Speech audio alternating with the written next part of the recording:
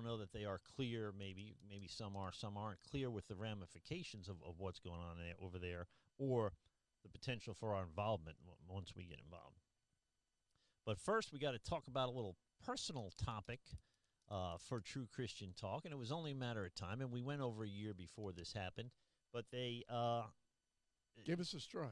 YouTube, yeah. Well, they give us a warning, so I think we get 3 strikes still. Yeah, well, it was a strike. Yeah. It was a strike against. Yeah, well, yeah, we got, so we won't pay for this except, well, and I know from experience, now everything we put up, including this, is going to be reviewed. So what we talk about today is going to be scrutinized now by hand, will be flagged, and a live person eventually will look over it. And if they find something that they feel we shouldn't say in America, in America you can't say anything. You've got to be careful what you say, which is, American History 101, right? Yeah.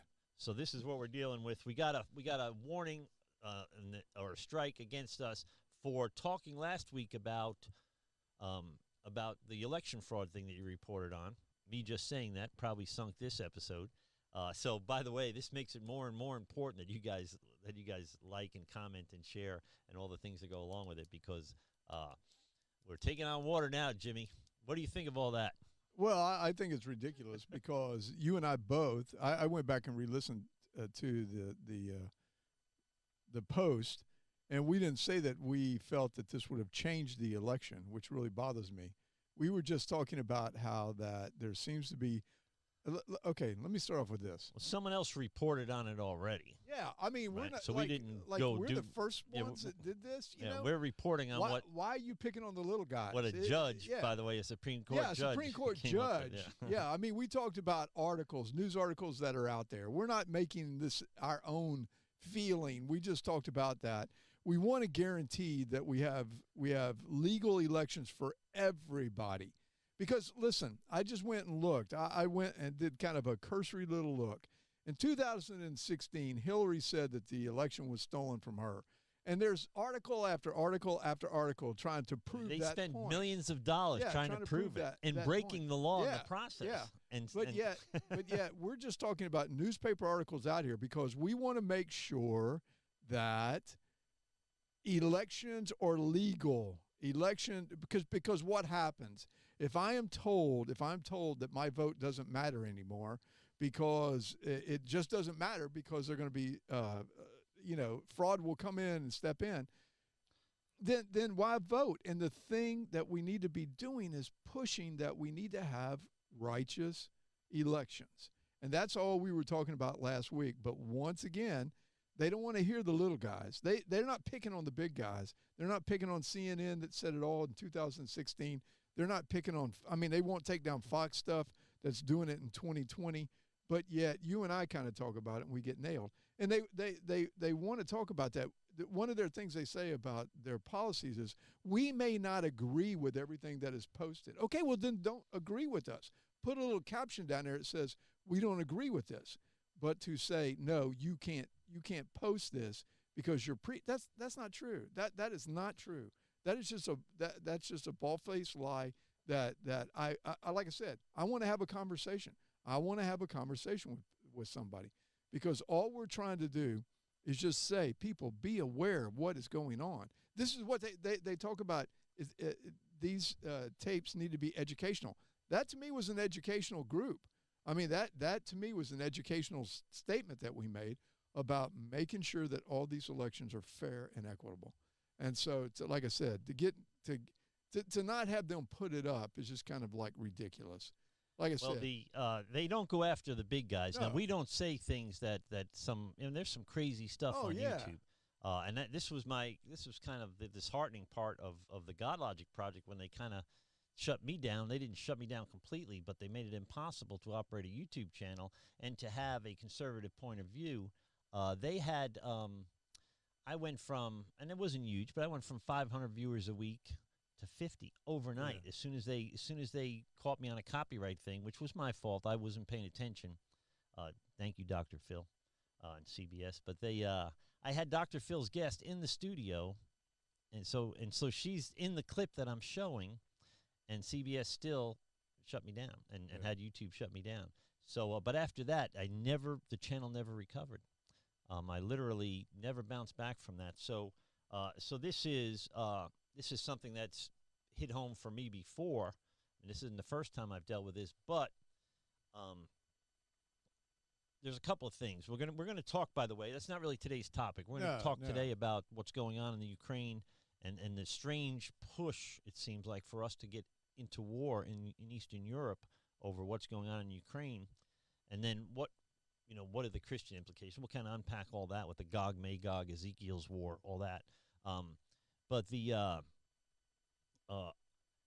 don't bring in money to YouTube, so the Joe Rogans and the Tim Pools and the Ben Shapiros can say a lot more because they bring in millions of dollars for YouTube. We don't, right?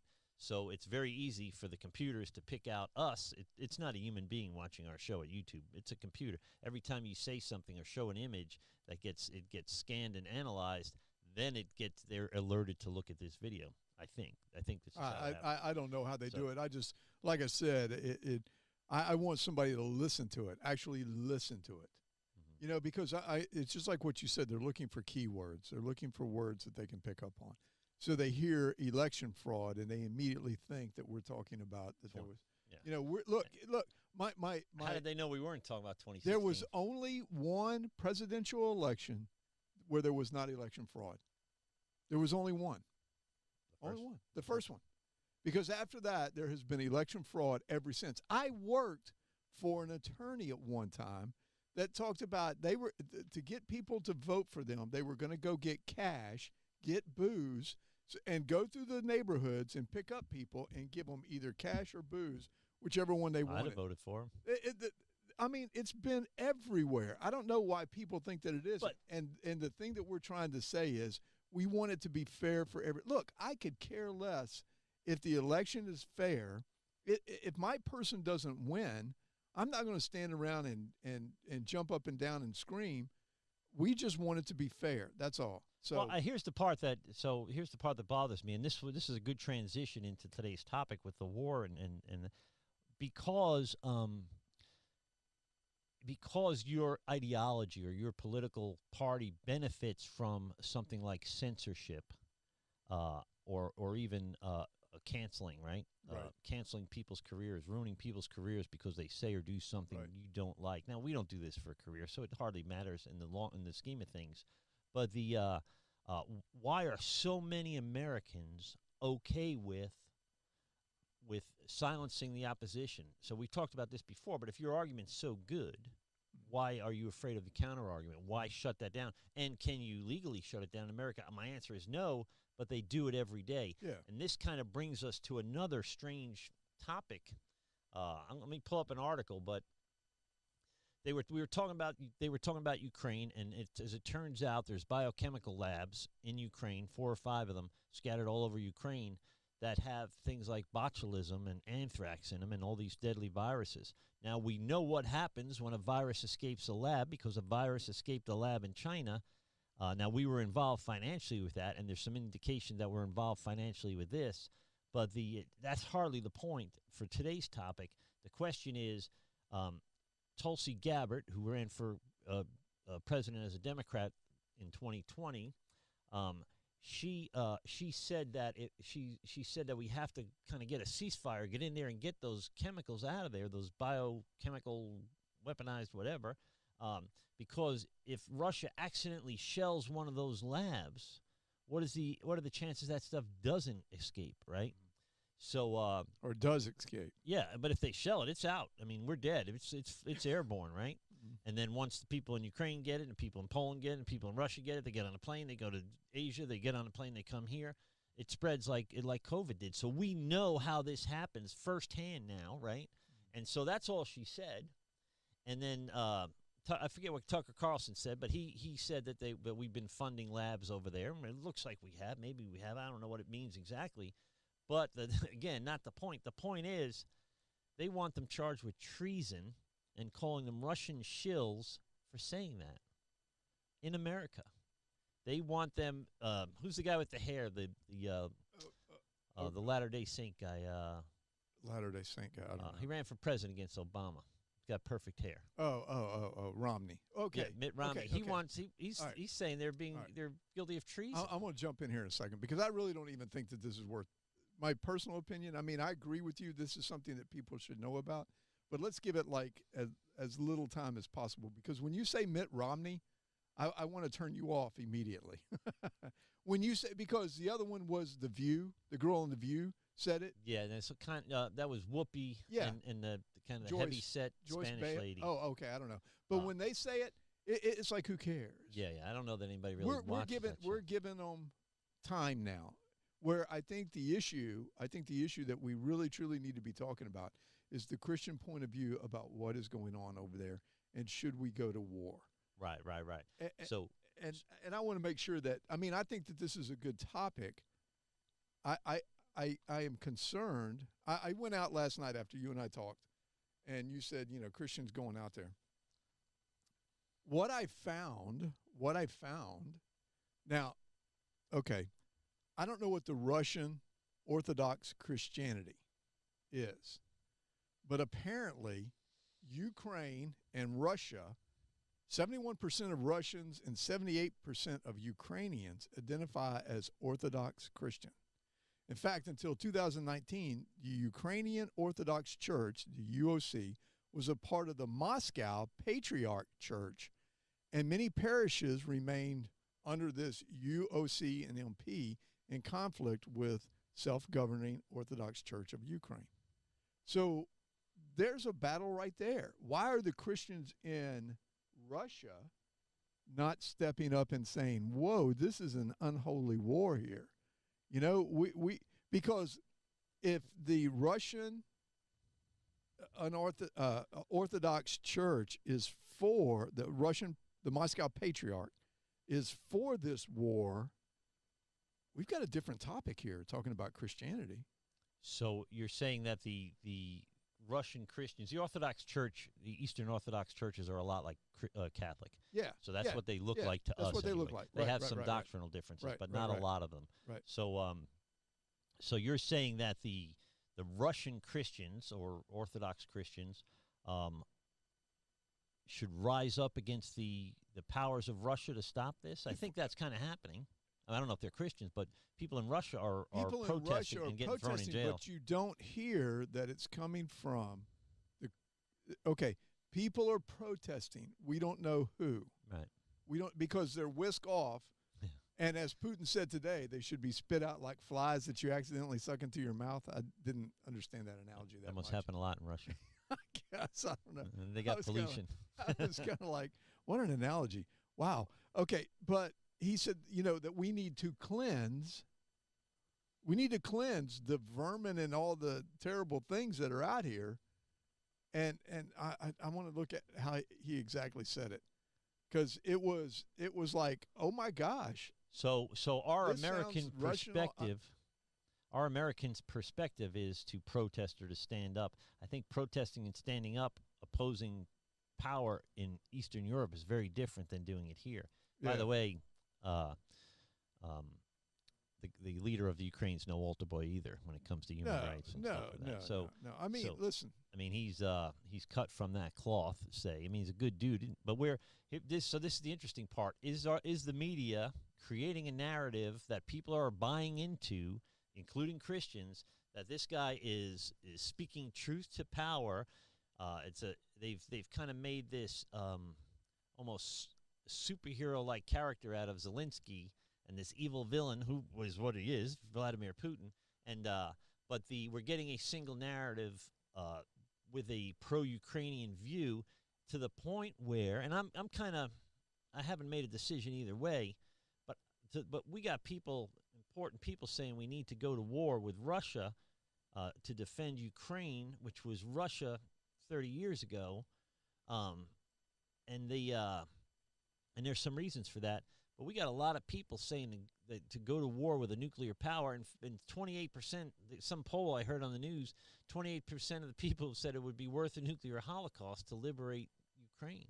I'm not sure they know what a nuclear holocaust is. I don't think they know what it is either. Yeah, so I mean, let's be realistic. Everything that we're doing right now, online, being able to talk to people, all those things like that, cease. You want to see mass suicides. I would say that the younger generation, because they can't get on the phone and text each other, would just probably walk off a bridge because I'd say the lucky ones would be killed in the initial hits. I mean, if we're Christians, I would say yes. Yeah, but if a third of the planet is killed, then a third is going to be killed by radiation or more. Yeah. So the odds of surviving starvation, a nuclear apocalypse is pretty thin. Yeah. I mean, I don't care how many guns you got; it's not going to help you from radiation. And we're sitting here in Tampa, which is we got McDill over here, which would probably be where a nuke would strike. Look. Yeah, that's where special operations is out of Tampa. That'd be the first one to go. I would think we are already in war. I don't listen. Let's look at this for a second. Let's look at this for a second. If you and I are fighting each other, and I turn around and look at my neighbor and say, "Neighbor, let me borrow your 50 caliber so that I can shoot at Kevin, a mile away," my neighbor is now involved in this, whether he realizes it or not. Yeah. Because let's say that you take me out, you're going to want to go against my neighbor now because he supplied me weapons. So well, we wouldn't be buddies, that's for sure. That's right. But here we're supplying them with weapons that could turn the tide of the war. Now, we've stayed away from the no-fly zone, and I kind of understand that because nobody wants to be drug into. Let's just think about this for 1 second, just 1 second. If all of a sudden Russia declared war on the UN, turned its tanks and said, we're going into Poland. NATO? NATO, yeah. NATO, I'm sorry. Turned its tanks and started going toward Poland. Poland says, hey, I'm a part of the UN. Everybody's got to protect me. NATO. Gosh, I keep saying that. I'm a part of NATO, so everybody's got to protect me. So guess what? We're in World War III. Now, what happens after that? Who does China go with? Well, that's already kind of been determined. Well, China is kind of sitting on yeah, they've made some pacts in the last couple of years with Russia. Yeah, but I think directly as a result of our election outcome. But they have sat on the sideline on this because, listen, their military equipment, from what we understand, is far superior from what the Russians have got. Now, I've never seen it. I don't know it. I'm not a military expert, but they're not jumping over here and saying, hey, we got your back in case you need Well, that's a weird thing. I thought Russia was a little more first world militarily. So did everybody. So their equipment looks like Cold War leftovers. Yes. And I know they were broke a long time. I mean, they didn't have a ton of money. What's his name is worth like almost $1 trillion. Who? Putin. Putin? He's worth $950 billion or some insane number.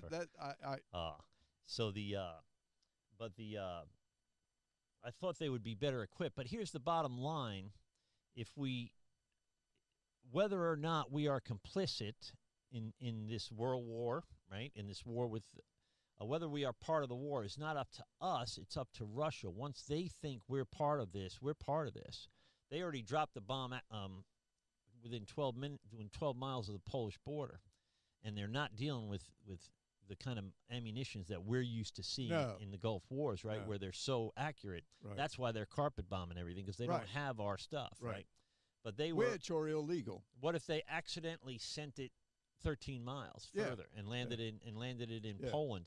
Now are we at war? Is that a mistake? Is that intentional? I mean, how do you know? Well, and it comes down to what Poland thinks, and it comes down to what Russia thinks as far as our involvement goes. I think that there's a lot of testing the waters. And for Putin to come out and say, we're not taking nuclear off the table, really. He didn't even say. He said, try something and we'll nuke you, basically. Well, we'll give you war. We'll give you disaster destruction like you've never seen before, something like that. I mean, what he did, he put his nuclear status up. Yeah. Like we have the DEFCON, whatever it is. Yeah. He put his guys on alert, and he could have, by the way, simply meant a cyber attack rather than a nuclear attack. I think we kind of took it as a nuclear attack, and then a day later or 2 days later, whatever it is, he puts his guys on high alert or whatever. But he is, we can't pretend that he's just a good guy that is just made a bad decision. The fall of the Soviet Union we didn't, like the Arab Spring, right? Didn't turn the Middle East into a democracy, of a series of democracies, right? It strengthened our enemies. Right. We deposed in Libya and Egypt, and we were part of the collapse of these totalitarian but relatively peaceful leaders, right? Mm-hmm. And thinking that democracy would break out, and instead the Muslim Brotherhood took over, and it didn't work out. So right. here's the problem I fear is America, we are no longer, I suspect, the leader of the free world. I don't think we are. And so then we're not, for now, we're not what we used to be. And the fall of the Roman Empire led to the Dark Ages. I think the fall of the American Empire will lead to a kind of Dark Ages too, which is somewhat biblical, I think, that it leads us into creating an environment with America not in the fold. It creates an environment, or not in leadership role. It's the potential to create an environment where we need one world government, one world religion, and one world economy. For those things to be set up, scripturally speaking, almost everybody's going to have to kind of agree to that, right? Right. So what scenario would everybody agree to that with? It has to be global collapse, military collapse, and economic collapse, right? It has to be the one world order, religion, politics, and money, finances. There has to be a need for that even, say, the United States, if we're still around, accepts or embraces. So there is something that has to happen before the tribulation, basically. Well, and I think that's going to be worse. I mean, the tribulation will be worse, scripturally speaking, but what leads to the tribulation is going to be worse than anything, and this kind of sets the stage for that. It worries me. Well, it has for multiple times. There's been many times that we've looked at this and said this is the end. I mean, Trump was bringing the end, you know? Yeah, but some of those are kind of wimpy. I mean, okay, but World War like II, Napoleon. I think things changed when the world went nuclear. Yeah, I think that raises the stakes a little bit. Well, we're talking about speaking of that Gog Magog whole scenario. We have what's his name again? Pat Robertson, 91-year-old dude. Yeah, saying, and I don't know how he makes the connection. I watched an interview with him, but I don't know how he makes the connection. But he's saying that Russia, which is Magog, or a lot of biblical scholars think Russia is Magog, moved into Ukraine to connect the Black Sea to the Mediterranean Sea, which would mean they would have to help Turkey build a canal of some sort from the Black Sea to the Mediterranean. Really reasonable, but I don't think that that would be a reasonable plan. But they've already got that when they got Crimea. They have a stronghold on the Black Sea now, right. So they don't really need to take over all Ukraine. So it doesn't make sense. And then he ties an attack. He makes Israel look like the ultimate goal of this, which would be biblical, right? But there's a few pieces. He takes some big leaps and leaves out. He's skipping over a few different pieces there. So Pat Robertson is. I mean, if you Google Pat Robertson Gog Magog, you'll get something like this probably from Google. He comes up, of course, first, and that's the video I watched. That's the Jerusalem Post reporting on it, and then, of course, the Rolling Stone is next with. Rolling Stone. I'm looking at it right now. At least they don't say all Christians. They only say the Christians that. Yeah, I was looking last night at the Ukraine invasion and Christianity, and this pops up: the Christian who think the Ukraine invasion means Jesus is returning to earth. I kind of was like, oh, let me look at this, and I open it up, and it ends up being Rolling Stone, and I was like, oh my gosh, how did they get into this? Of course, what they did is they kind of like, Well, I consider myself an evangelical. A reframing of Christianity from a source of compassion into a source of vengeance.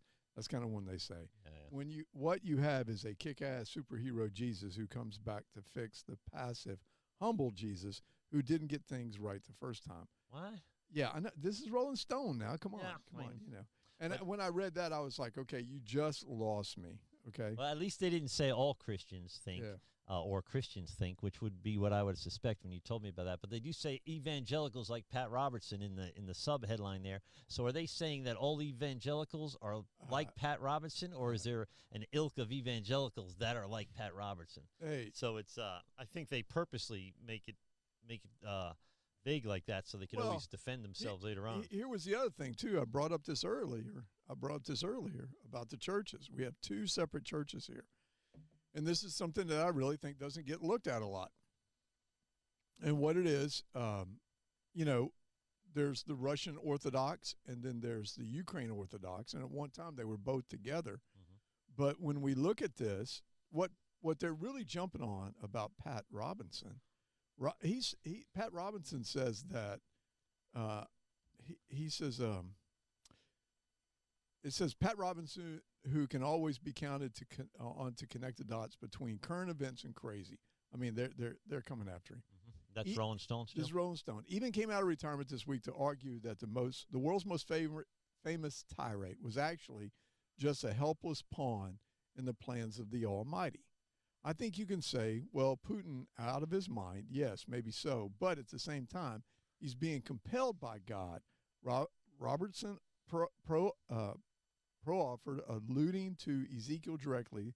God said, I'm going to put hooks in your jaw, and I'm going to draw you into this battle, whether you like it or not. Right. So, but like I said, that's more like America, though. So he's saying that God is that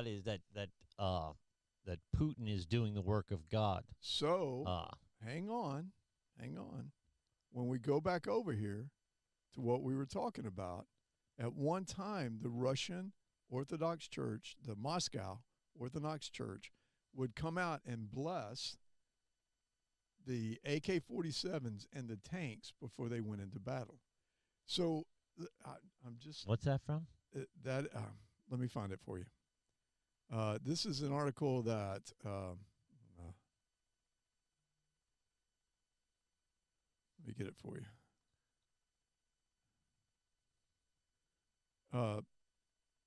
How Ukraine war is dividing. Okay. It's an article that is done by, the Conversation, academic rigor, journalistic flair. It says how the Ukraine war is dividing Orthodox Christians. But it goes on and talks about in this that more on both sides, Orthodox Christianity is deeply woven into political life. Priests bless AK-47s and tanks, and Russian cathedrals are monuments to imperial ambition. Likewise, the majority of both Ukrainians and Russians believe that being Orthodox is necessary of being Ukrainian or Russian, and both populations expect their religious leaders to play a role in political, even military actions. In this world, the statement and actions of Orthodox leaders will have profound effect on the war. Where are you reading that from? What's the website? I just said. It's theconversation.com. Conversation.com. How the Ukraine war is dividing Orthodox Christians. Well, I think I don't know who it is, but my first guess of that is that they're trying to, again, just to make this a religious issue, right? They're trying to make this look like Christianity's at fault, not the... I don't see that, because it just talks about, when it comes to Russian ambitions, not much has changed since Ivan's days except the range and power of the weapons. Both the current war has an important religion dimension. I said that earlier. I said, do we even know this? We do not know if the Moscow Orthodox Church is backing this. We have not heard a peep from them.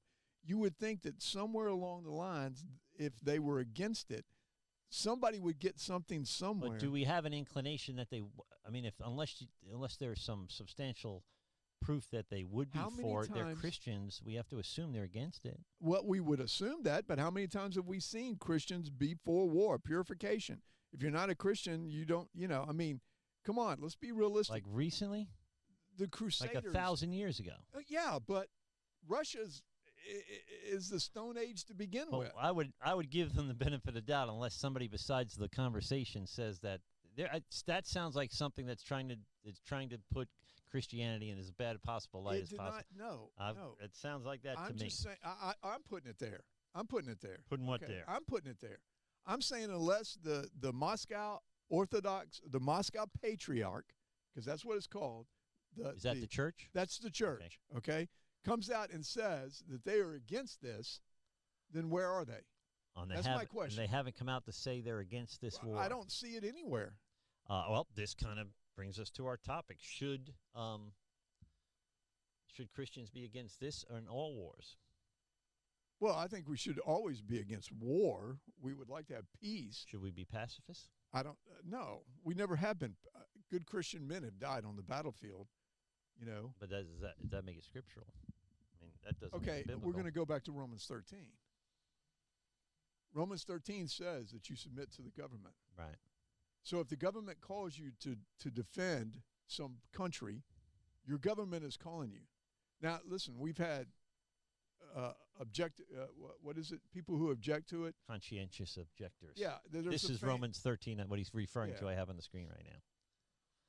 Let every person subject to governing authorities, for there is no authority except from God, and those who exist have been instituted by God. Therefore, whoever resists authority resists what God has appointed, and those who resist will incur judgment. The problem I have with that is...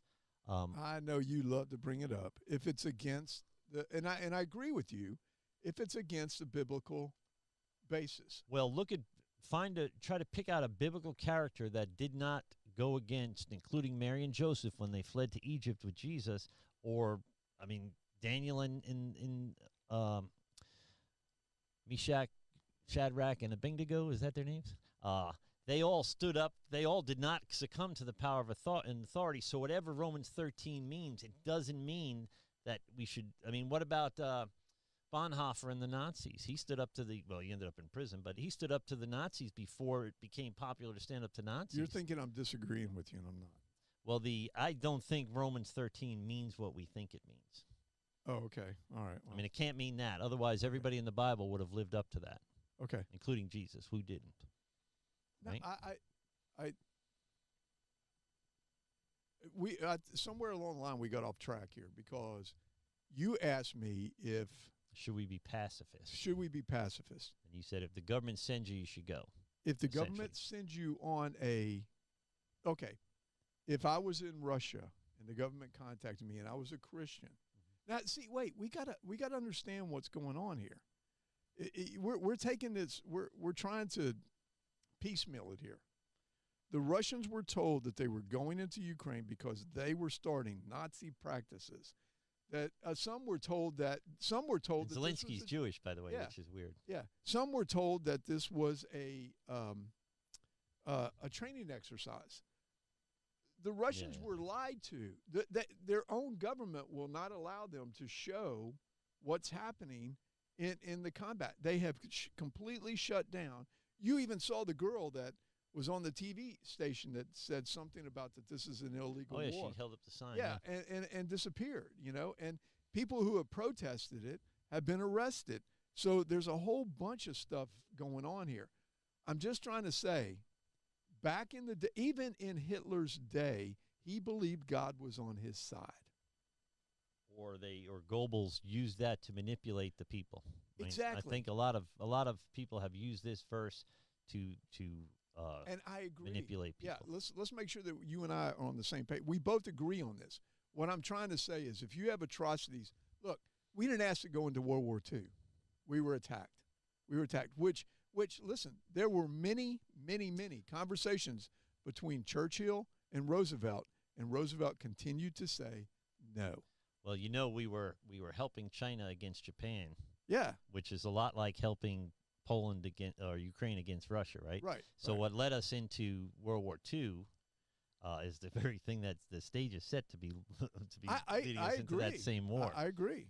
So it wasn't like we were in Hawaii just chilling out. We were involved in helping China build an army that can defend themselves. We were isolationists, but we were also had our fingers in everybody else's pie. All right, you ready? You wanted it. I don't know if I'm ready. You asked the question. Okay. Am I gonna be able to, go ahead and read it first. Let's see if I can find it. Okay. Something I can put on the screen. Moscow Patriarch, that's the church, blames Ukraine war on Western Russia-phobia.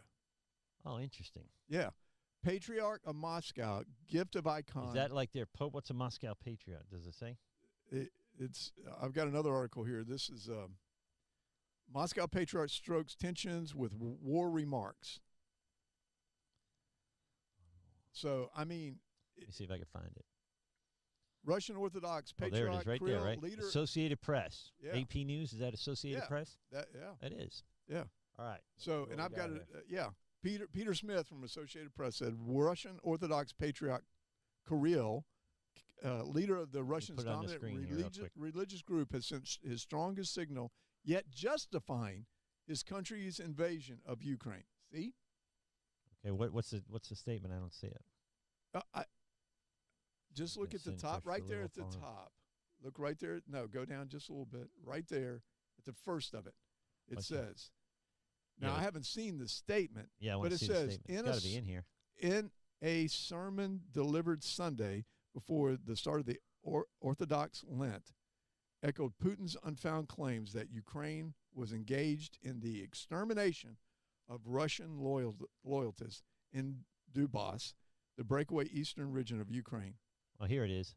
We have entered into, go below the advertisement. We have entered into a struggle that, is this part of a sermon? Yeah. Because they said they were mad because he didn't mention it in a sermon here. No, look right there where you are. Talks about war with no mention of. Look at you are. Kirill in a sermon delivered Sunday before the start. Pretty recent. So then where we were. Yeah, we have entered into a struggle that has not a physical but a metaphysical significance. Okay, that not doesn't test for loyalty. He claimed that the unnamed world power is posting a test for the loyalty of countries. Who's that? Us? I don't know. Demanding they hold gay pride parades, a global club of nations with its own idea of freedom. That must be us. Yeah. He's upset with. But he doesn't actually say it, though, does he? So, many of the Orthodox Christians in Ukraine have been appalled by Kirill's stance on the Ukraine war. Yeah, but where? I don't see. Many of our priests have stopped commemorating Moscow patriarchs for worship service. The reason is obvious. Treacherous Sunday sermon. Our treacherous open invasion of Ukraine is a huge mistake of. Oh, that's somebody else saying that. Yeah, that's not him.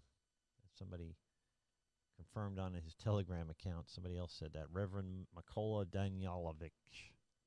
But where is the. I mean, does the article, like we always say, is this article matching the headline? Moscow Patriot stokes Orthodox tensions with war remarks. I think so. By saying... Reverend Siren Hoveron, professor of international relations and something at the University of College of Stockholm, said Kirill's latest comment showed him to be in a golden cage. He said Kirill helped supply the ideology that Putin has used it to justify Russian. But what's the quote? Why isn't it in the article? Maybe because they don't understand fundamental Russian. Rejection of so-called values that offered. He contended that on Donbass, which separatists, that's where the civil war type of thing was going on, were suffering for their fundamental rejection of the so-called values that are offered today by those who claim world power. So they're fighting there because they reject the so-called values, which is probably us or the West. Test for loyalty of countries demanding they hold. He claimed that the unnamed world power, which is probably us, test for loyalty of countries. So he's definitely saying, it seems like, freedom and excess consumption. So he's definitely saying this Orthodox leader, he's like their Pope, I'm guessing, right? Yes, he's like their Pope. He's definitely saying that the West, which is probably us, right? Right. Or promote things like gay pride parades and things like that, and excessive consumption, I'm guessing alcohol and gluttony, food. But where do we get to? If you go to Breitbart, there's a lot more statements in there. Oh, good. Breitbart says that this is a statement that he did a letter to. The leader did a letter. It says, Western leaders are imposing such economic sanctions on Russia that will be harmful to everyone.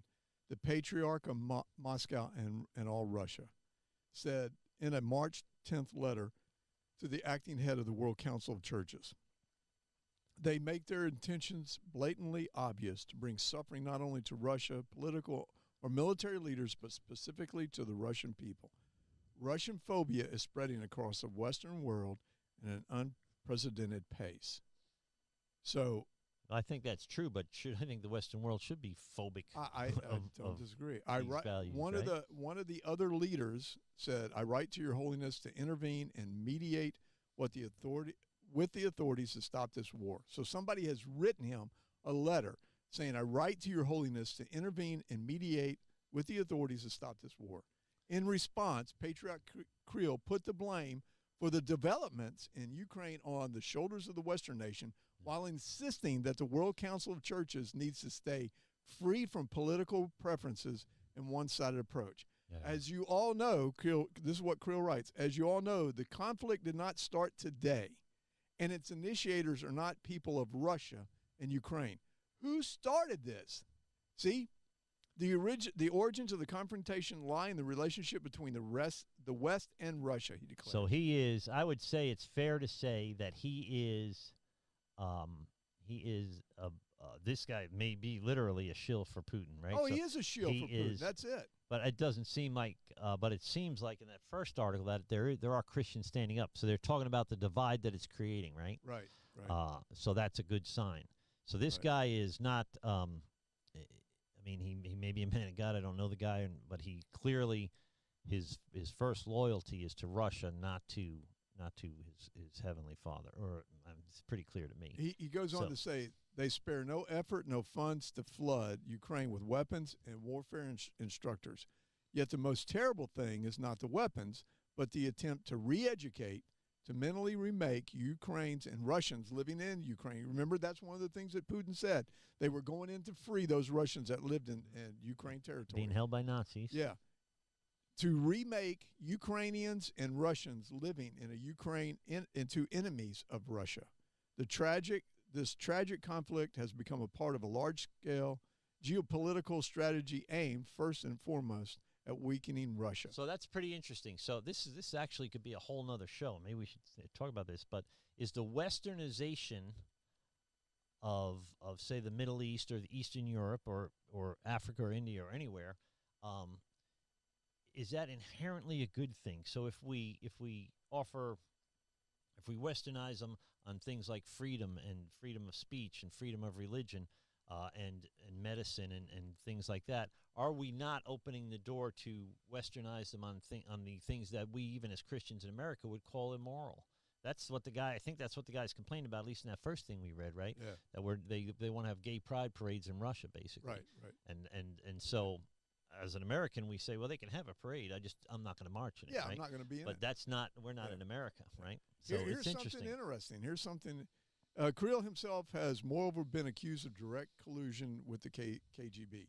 In 2015, I'm not even Ion Micah something or other. The former head of communist Romania secret police and the Cold War's most important defector wrote that Kirill worked for the KGB for many years and had successfully infiltrated the WCC, which is the World Church Organization, World Church of Christian, the World Council of Churches. So was he KGB before he was the patriarch? That's interesting. This is the man who is now head of the Russian Orthodox Church. Now I'm interested in all this, Jim. Yeah. We should have talked about this yesterday because we could have done some homework. This is really interesting now because as a Christian, if this guy's a Christian, like I would define a Christian, yet he was a member of the KGB and working with Putin, all of a sudden it answers our question. Should Christians be involved in this stuff, or to what level? I'm guessing not that level, right? Yeah. So we're never to deceive or mislead, right? Yeah. So then should we even here's the thing in America, we're already at 45 minutes, so we got to wrap it up, but here's the crazy thing in America is you turn on the news and politicians, both sides of the aisle, and news people are calling for us to get involved in this war. I understand the heart of it. Yeah. And then to say maybe that's not a good idea, Tulsi Gabbard, Tucker Carlson, is treason. Yeah. That's craziness. Yeah. How would a Christian, as I sit there, knowing my loyalties are to God and Jesus Christ, and secondarily to my country, So I still consider myself a patriot, but my first loyalty is to the kingdom, right? How does a Christian approach something like this? How weird is it that we have otherwise rational people, Mitt Romney, wanting to, and you called him rational. Yeah, he's become quite the Democrat, but Manchin's become quite the Republican, so it works out. Yeah. But he's encouraging, I think, our participation in a potentially nuclear war. It's crazy. Am I missing something? No, I don't think you're missing anything. And I just, it keeps escalating, and I'm afraid of somebody hitting the wrong button at the wrong time. Yeah, and then we're thrown into a war that we didn't really want. What if Putin starts losing? Isn't it our best interest that Ukraine loses? No. Why not? No. I think that. What if Putin starts losing? What do you think he's going to do? I think that this may be the demise of Putin. Oh, hopefully. But what if he, on his way out the door, presses the button? I understand your concern. I don't. Listen. Gosh, that's another topic. Yeah, we got 3 or 4 shows out of this one show. Yeah. We should have talked about this Monday. Yeah, we could have shows for the next 2 months. Yeah, I think that we have to keep a close eye of what is going on over there. I'm just looking through the articles. Here's one for you. Democrats media willing to risk World War III with Russia to win 2022 midterms. I swear. Who said that? Can't be true. Is that better be Fox or Breitbart or somebody? It's Breitbart. Oh, good. Nolte, John Nolte, who I don't know who and is. Bro, you read that, and I don't think to myself, impossible. I think that's probably true. But see, I mean, their lust of power is sometimes insane. Yeah, let's go back to what we're talking about here. We said this last week. I think it was last week. 2 weeks ago, Time magazine came out with the article about the ambassadors. Remember when we've joked about? Oh yeah. That's the one that got us. That's the one that got us banned, isn't it? No. Oh no, it was the week before. Yeah, that was the week before. Time magazine came out with an article that said, white Christian nationalists are now, we're going to call them ambassadors, and we talked about it. Yeah. Okay, but a friend of mine looked at me and said, "Who reads Time magazine?" And I said, "See, that's the problem. We're not reading what the enemy is writing. Yeah. What the enemy is writing." So when you say, it's Breitbart and nobody reads Breitbart, there's people out here that do. And if we want to talk about something, that could divide this country and I mean really cause, so I can just go through this and think in my head, the apocalypse that could happen with this. You go, who reads Breitbart? Well, there are people that do. Well, yeah. And when they read this article here, what does it do? It causes a split. Because here's the thing. Republicans are the war hawks. Democrats are not. Used to be. Yeah.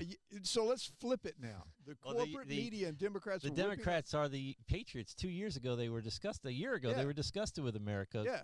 And now they're saying it's unpatriotic to not support war in Ukraine. How bizarre is that? Well, they have, by the way, all the power. Let me say, for the record, I didn't say who reads Breitbart. I know when I hear the website what to expect. I've been conditioned well enough that if it's Fox, I expect this angle. If it's CNN, I expect that angle. But as we sit with Christians, and we say, this is going on, I don't think it is. I'm not with Pat Robertson on the. I will say this: God is not surprised by the invasion of Ukraine, right? No. God does not inspire evil, but He allows it for His purpose. I would say that's pretty accurate. Otherwise, the serpent would have never been in the garden, right? Right. What does a Christian? I think in terms of my church and my family and my small little world here, this is a game. And even with COVID, I'm thinking in terms of people that are closest to me. How do I tend to that flock, right? This is a game changer in that this is global and final. We don't bounce back from a nuclear exchange with Russia and China. And here's the crazy part. I know I bring it up all the time. Revelations 17 or 18, I always forget, the description of the fall of the great Babylon sounds like America. And it sounds like the stage is set. It's if you study Scripture, this is disheartening. Yeah. I don't think this is the move towards there would be no reason to move through that way through Israel. You can just go right through Turkey and get to Israel. Turkey won't stop you. Either will Syria or Lebanon. Lebanon up there, yeah. So it is. There's some really crazy lines being divided, and Christians, and we'll wrap it up here in a minute. But Christians need to, more than ever, they need to think for these things for themselves. They need to have conversations. They need to not be afraid to be included in these conversations. So the world has taught us that because we are Christians, we don't get to speak into politics. I mean, we learned our lesson last week, right? Right. Because we're Christians, we don't even get a seat at the table. I think that's a big mistake in America. Yeah, well, we got kicked out of the table last week, so. Yeah, but by the way, they're not going to let us back at the table for a long time, if ever. So we need our friends, by the way, that watch this show to encourage other people to watch this show. Right. Because at some point we're going to be off of YouTube like we're off Facebook, and then what do we do? Well, we'll find another place. Well, Christ, look. Well, this is part of the but Peter was part pulled of in the and said, "Do not preach anymore. Do not preach anymore." And what they do? They went out and preached. You know, we're not going to stop. No. You know, just because look, we have found something that we like. We like how they post other views. I mean, we really do. We look at different views from left and right. You and I have always been doing this. But the thing that gets me is that when we say something that is true, we're not saying anything false because it doesn't fit their narrative, we get hit. That's what bothers me. Well, I think I said last week, they're shutting us down because of our point of view, because we're right-wing, not and left-wing. we're little. But I said, and it's easy to do, yeah. I said that the effect on the outcome of the election really isn't the point. It's the election fraud or corruption or whatever you want to call it. Right. That is the real point.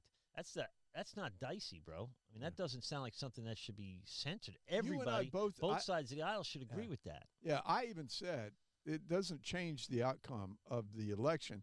And I said, we've been through this before. We just have to survive another 2 years, and we'll see what the election happens then, And it's going to be the shoe on the other foot. Oh, yeah. But like I said, I went back and did a search in YouTube on 2016 because they're the ones that brought up the 2016 election. I didn't. I went back and looked. There's article after article after article of how 2016 was stolen from Hillary. That's just all there is to it. So and if they went through it with the hanging Chad thing in 2000. Yeah. What was that 2004? No, 2000. 2000. Yeah. So it's not new, but the difference is the party that doesn't hold the power. Right. Is now saying it. So it's easy to crush and vilify and marginalize. Bro, when I tell you that things changed in the last 15 years in American politics, we took the gloves off, man. Yeah. What used to be done in secret, now they know they're not going to be held accountable by the media or anybody else. They'll do whatever they want. And let me say this to YouTube. Let me just say this. I would disagree with the Republican Party that came in, took over your company. Let's say a Republican person came in. Because we talked about this last week, about Trump has a new space. Truth Social. Truth Social. We said the same exact thing. You said it the best. You said, I would be bored if I went out there and everybody all it was everybody agreed with me. And we have said that. We've said that over and over and over again. Luckily, I'm kind of a liberal in Truth Social. I feel like I'm more liberal than I am because I'm a conservative liberal. Let's make it that way. I believe in our rights, but I also believe that, government should stay out of our business. Yeah.